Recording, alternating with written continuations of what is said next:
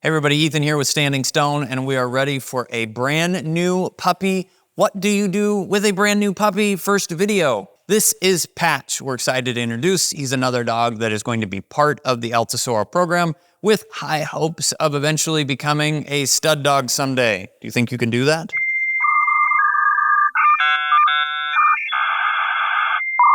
He doesn't seem too convinced.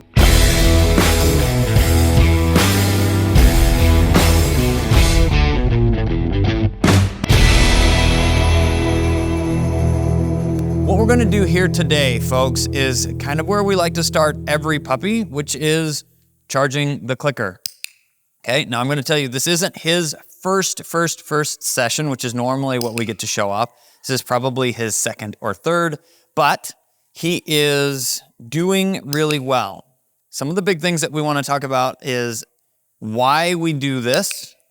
First and foremost, the clicker is a really good way to communicate with their dogs. Communication with dogs is a little more difficult because they don't actually speak English, and what we can do is utilize something to mark what they are doing and show them that that is exactly what we want them to do at that specific time. So in this case, we're using a clicker. Now, some people say utilizing a verbal cue is just as good and easier and all of the things, and choose to do that. Now, what we've found and is scientifically proven that you can actually train 50% faster with a clicker than without. And the reason for that is it is exactly the same every time. This also happens to help if you are training your new little family dog with your family, even if that's just your significant other or including your children in this process. Everybody can sound exactly the same when they say yes and good dog. Now, why click and treat? Why click and feed? This is the process of charging the clicker, as I spoke earlier, and that is building a positive association with the noise because he inherently doesn't know that that means anything. So we're just teaching him right now that that means food is coming, and food is a very important thing for a young puppy. Good. Now, some of the other things that we need to be keeping in mind with these little guys is starting crate training, also building good habits from a play standpoint and kind of managing the puppy biting that can be happening. Good boy. Good boy. This is also an important part to be taking your little puppy kind of into the zones that are going to be part of life. Now, keep in mind, young puppies like this are not completely vaccinated, so you want to stay out of big communal areas of dogs that you don't specifically know, but at the same time, introducing to new environments is still important.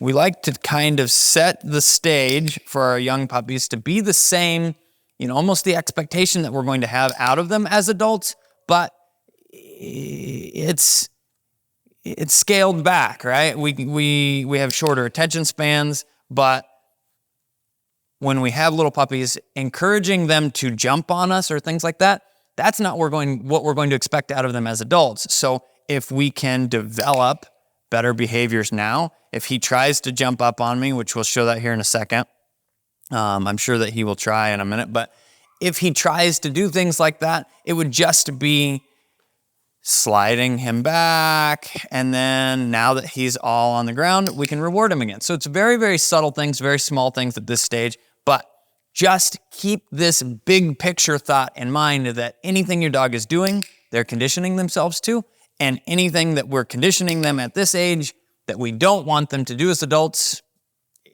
it will become a problem. So we are working on potty training. He is sleeping mostly through the night.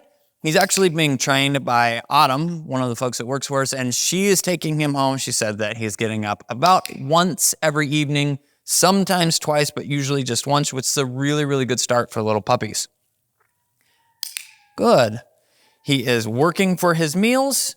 He is getting to go on daily car rides. He has gotten to meet her other little dog, and so interactions with other dogs is happening, and all of these things are a very important part of developing and bringing home a new puppy.